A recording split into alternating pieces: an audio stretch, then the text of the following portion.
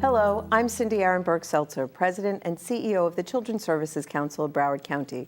Welcome to another edition of Future First, Focus on Broward's Children.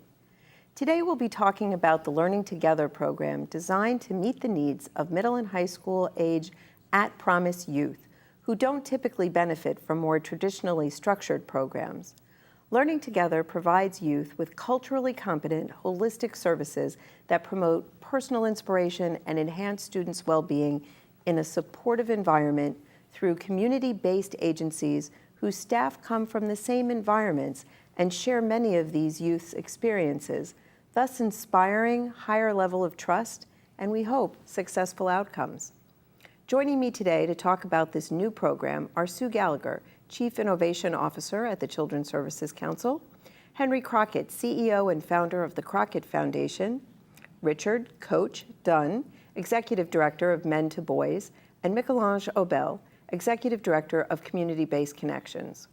Welcome to all of you.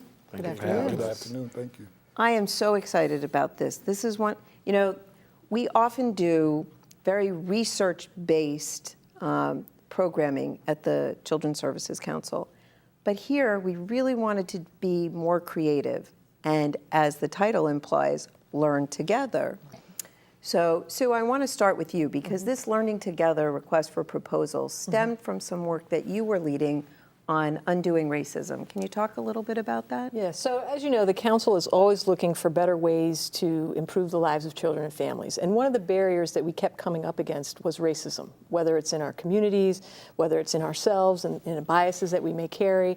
And so we've begun to educate ourselves about what is racism, how does it show up, what does it look like, and more importantly, what can we do about it to ensure that children achieve their greatest potential. And so we've partnered with Broward County Human Services, the City of Fort Lauderdale Police Department, to bring intensive, transformative trainings around this racism and what it looks like in Broward County. We've educated ourselves about the history and how it's created some of the community conditions. And through that process, we realized that we needed to go a little bit deeper in our program design and model. And so we recognized at the beginning we didn't have all the answers to this historical challenge in our community.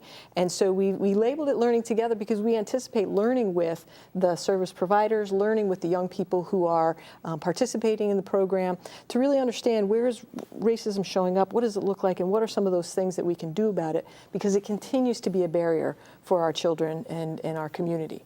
And sometimes even a barrier to applying for funding, for government funding. We tried to be really conscious in designing this as to where we might have been unconsciously putting barriers in place that would keep some of the smaller nonprofit organizations out of the game, while still being very conscious of our accountability to the taxpayers.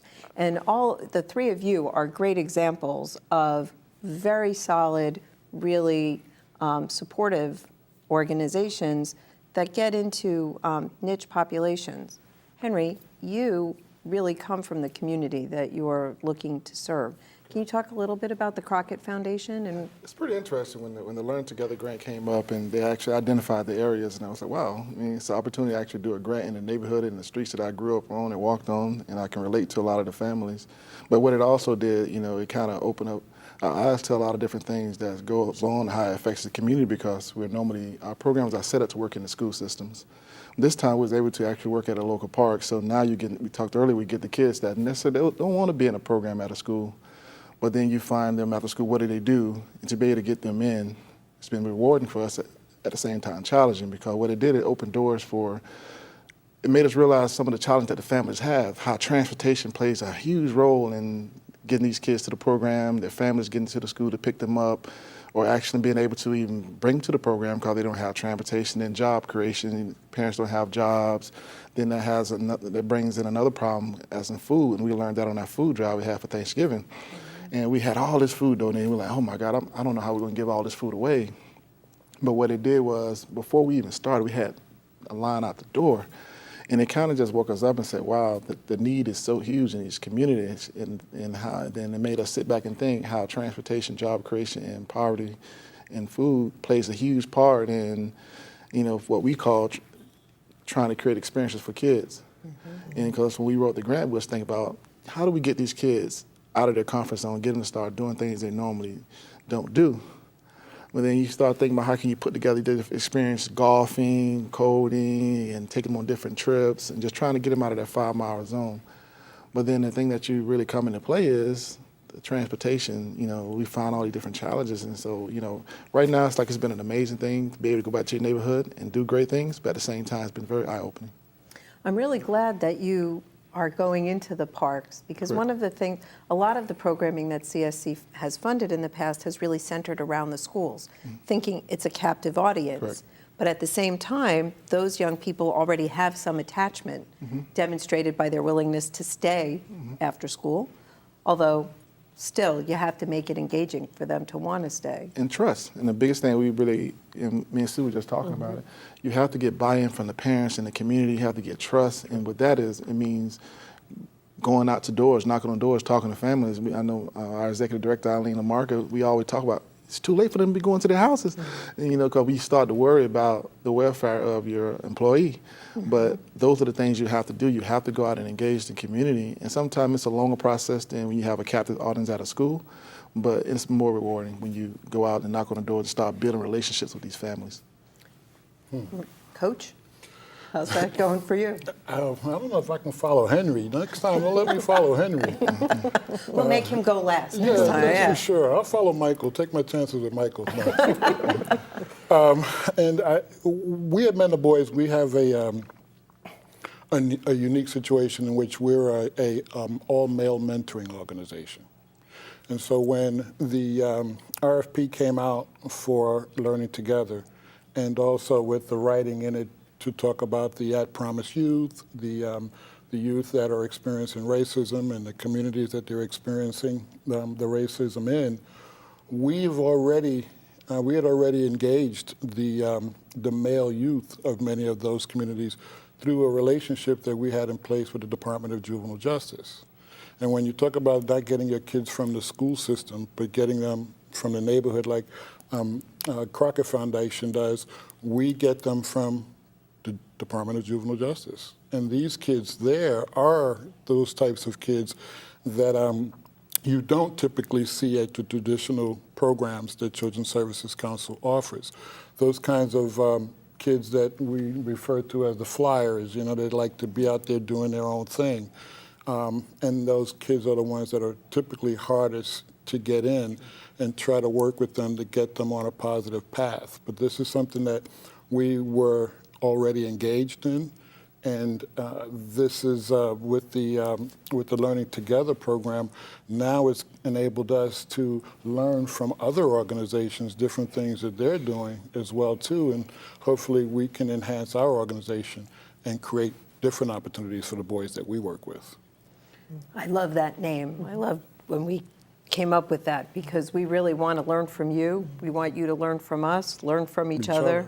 And as I like to add, and for us to learn from the young people as well, who have a lot to teach us about what they're experiencing. Michael, you've been out there in the community. I have to say, I admire the three of you and all the people behind you back at the office as well and in the streets for really coming back and taking ownership of your communities. You could be doing anything, and what you've chosen to do is reach back and give a hand up to those who follow. And Michael, I know that's your story. Tell us about that. So for myself, just like Henry and everyone else who sit on this panel, this is personal, right? So this is what we have experienced as youth, and now we're saying, look, we're not going to leave the state, although we may have matriculated and got our education or somewhere else and could have had the opportunity to stay there, but we wanted to change our environment. And so we believe in this strong notion of what they see is what they'll be. And so by creating this Learning Together opportunity, we name our program Young Believers, because we honestly believe that if they can see the opportunity, not only that they can see it, but they can touch it. And so this creates a new playing field, this program, because not only that the funders are saying, hey, we want to learn with you all providers, but now the students get to kind of buy in and say, hey, this is what works for us. Because oftentimes we may create an RFP that says, okay, this is what we're going to do. That may not be what's best for the community. And I think as leaders like yourself and as providers and leaders in our positions, saying we're going to do what works for the community this time around. Not saying all the other time don't, but this in particularly give us the opportunity to really jump deep in and say, here's what works. So when you are doing STEMs, when you are doing debates, when you are doing coding and other programs that will make sense to them, they get to make that out of a career. Everybody may not go to college, but we may find some kids that may create a new business opportunity. So one of the things I always make sure our staff and our team always teaching to our kids is that we want to make entrepreneurs out of you at some point, because we know that if you can create wealth for yourself, it breaks some of the cycles that we see today, right? So it breaks some of these generational cycles. And so that's how we start. But we have to all learn together. And I think that's why it kind of creates this holistic approach. Yeah, it's funny. I was speaking on a panel the other day, and I talked about at promise youth. And a gentleman sitting next to me said, I don't like euphemisms. And he asked, it was in front of a bunch of students. This was like 350 students. And he, who knows what a euphemism is? Like, it's a nice way to say something bad. And it turns out he didn't like that I used at promise instead of at risk. And I was like, I don't see youth as being a problem that has to be named as a problem in order to fix it. And I don't think any of you do either. I think we just need opportunities, all right? So we all had opportunities at some point in life that made that put us where we're sitting today. Whether it was a mentor that you had access to, whether it was those who where you was inspiring to be, that you was able to connect with. I think we got to have access. So kids are not at risk. They just need opportunities. I also think, too, we have this term and that we use in our groups called intergenerational communication. And we focus on that intergenerational communication because normally intergenerational communication takes place at home between the parent and the youth. There you have your two different generations. But in some of the cases where we have the at-promise use, that might be lacking, that intergenerational communication at home. And so that's what we try to model what we do with the youth, and that we recognize that we are of a different generation than they are. And so we have to pay attention to how do we intergenerational communicate. If you pay attention to it, you'll do it better. If you're not paying attention to it or you're not recognizing that this is what's occurring, you won't do it very well. I think it's about expectations as well. You tell somebody, we've joked about the target population. We're not trying to shoot children. Right, exactly. But you can convey a lot. I mean, despite some things going on these days, language has meaning, words have meaning. And so that intergenerational communication and the expectations that are conveyed through that are really important. But the thing about the communication, though, is the emphasis on connecting. Connecting is important. I mean, you can have a dialogue with a youth, but not connect through that dialogue.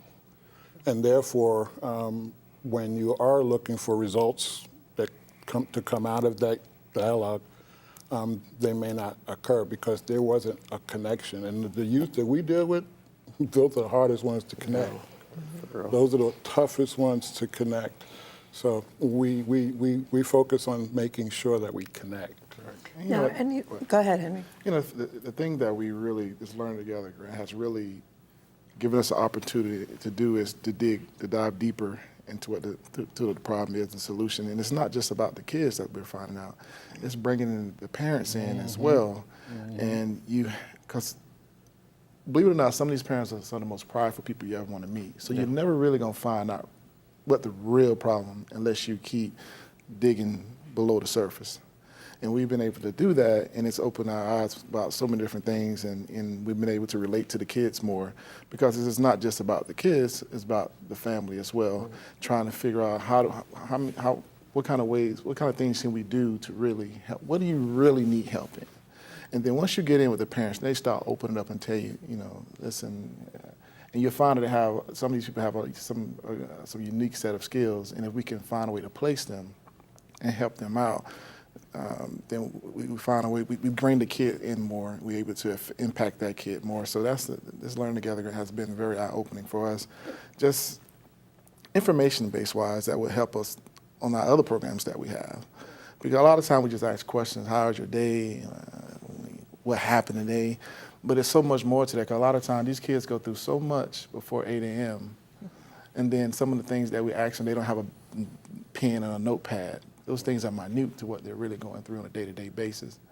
And then when you start looking at, why this parent late picking up, it gives us the opportunity to ask questions and dive deeper into the problem to find a solution. So it's been amazing. It's been an amazing experience these last couple of months for us to be able to, for me at least, to be able to go back to the community and see some of the familiar faces that I grew up with, and just to be able to give back to them, and for them to trust us with their kids, and for their kids to go out and tell other kids to try and come into the program. So it's been amazing for us. We're really looking forward to hearing what you're finding as you're out there, because we do want to dig deeper, and that's one of Sue's main missions in life. Yeah, so I've been at the council for over 10 years, and in the research department where you set up the pre and the post test, right? Did the investment make a difference? Did we get an outcome? But we had the opportunity in this RFP to do that process differently, to sit with the providers and the participants to really define what is success. Because it may be, how do we link a family to transportation? It may be, how do we feed a family? And so the success may be what happens with the young person, what happens with the family, but then also maybe there are some community changes that come out of that. If you're serving 50 families and they're all challenged with transportation, well, maybe we go down to City Hall and say, hey, you need to run a bus line through here, right? Or where are those kinds of linkages? So we're wanting to do some deeper learning and listening around what are those community conditions that make it difficult for folks to succeed. And this has given us an opportunity, because we're not coming in with our usual prescribed outcomes. And that's a shift for us. We're a little nervous about it, but I think at the end of the day, it's really going to bear fruit in a much richer way. Correct. Also, can you talk a little bit about the new approach that we're going to be taking to the research with the community involved in looking at the data? Yeah, so we are in the process of linking Department of Juvenile Justice data, child welfare data, mental health data with our data in CSC, so that we can get a holistic look of what's happening with the young person and be able to track longer term and cross-system success. But what we recognized is that it's critical to have the perspectives, the insights, the wisdom of the people who have been going through the programs, through the systems, to be at the table, to be at the data table. So we're bringing in some researchers in 2018 to teach us how to have community-based research, right? Where it's not the typical researchers or bureaucrats at the table interpreting the results, but it's learning with the participants and community members. What does this data mean? What's not captured in the data? What other places could we go and gather more data? What voice is not heard?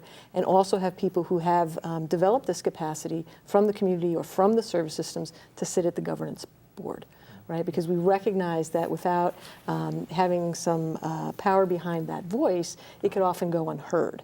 And I believe that this process of engaging the community consistently, building that relationship, building that trust, is going to lead to some of those long-term breaking down of barriers and creation of real community.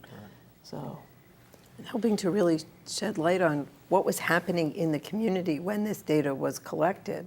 Like, it may look bad, but did you know what was happening here when that data was being looked at?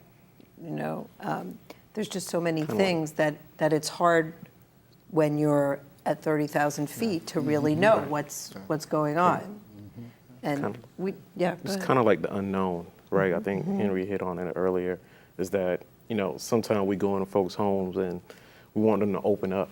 Well, that relationship is important, how we get that culture shifting. So something could have changed by the time grandma was alive to when mother starting taking over and actually raising her kids.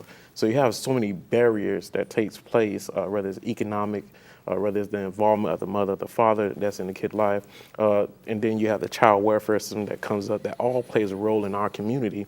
And sometimes it gets overlooked in some regards. And so I think by doing this dive in and looking at the deep root, right? You know a tree by the fruits is bare, but you have to look at that root.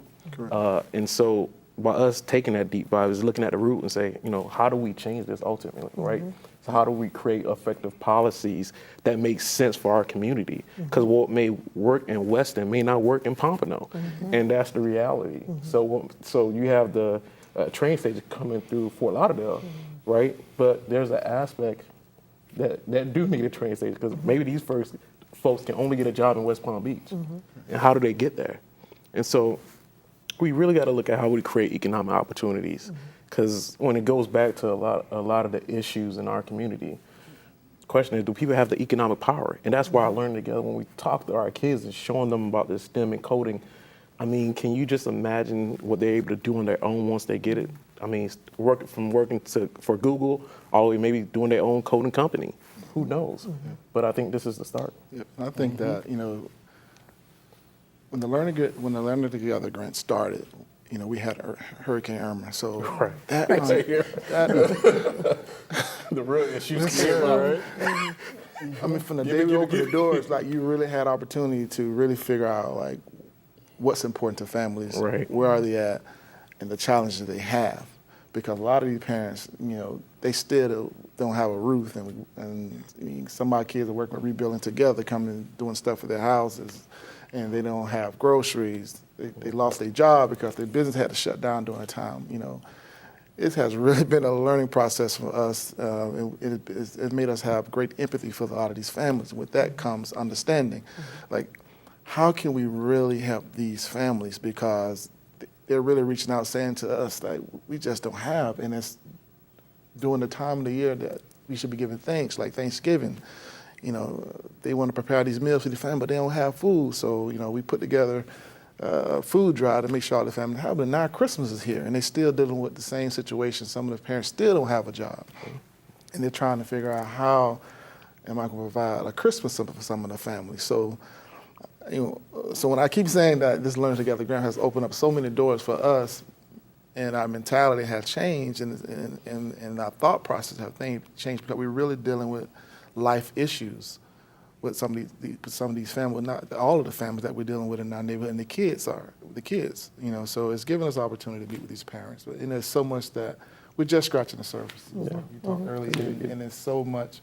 We're going to learn a lot from this grant, because we've had a huge tragedy to even open up this grant and open up some doors and uncover some scars that we can sit down and really have an honest conversation on how do we move forward, how do we impact these families or these communities that we're serving. And I think, Michelange, your comment before about policies is something that has troubled me. It's both creating the right policies and then making sure that the implementation is in line with what was intended. Because sometimes it's the best intended policy, but it gets implemented in ways that actually wind up hurting the families more than helping. And I'm determined, at least from a CSC perspective, not to let that happen.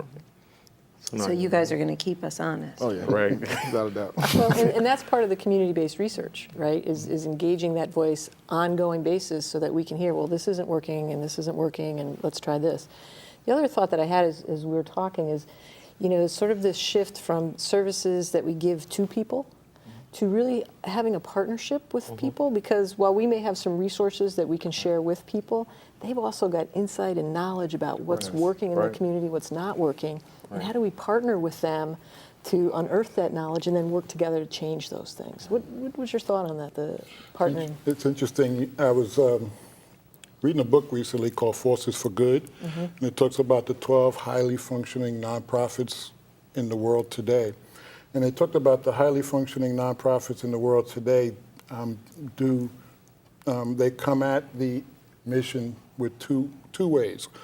One, providing service, but the other, providing advocacy. And that's a new level of nonprofit today. Years ago, traditional nonprofits, it was providing service.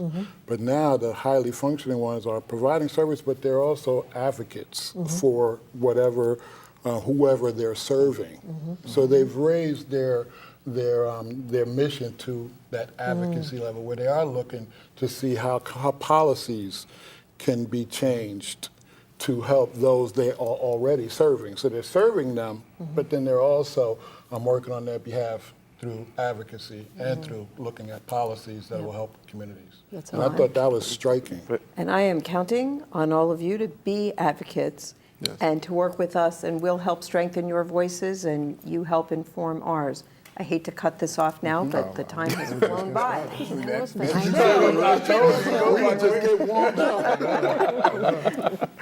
So, some youth, because of extremely challenging life circumstances, are more difficult to reach and engage in positive programs, as well as their families. So through Learning Together, we want to address these challenges by providing At Promise youth with culturally competent, holistic services designed to promote personal inspiration and enhance their overall well-being in a supportive environment through agencies, as you've seen, who are very passionate about the work these youth can identify with more effectively. I want to thank my guests, Sue Gallagher, Henry Crockett, Richard Coach Dunn, and Michelangelo Bell for being part of the program today. I have been your host, Cindy Ehrenberg-Seltzer. For this or any other episode of Future First, Focus on Broward's Children, go to our website where you can access our YouTube channel, like us on Facebook, and remember to join us next time on Future First, Focus on Broward's Children.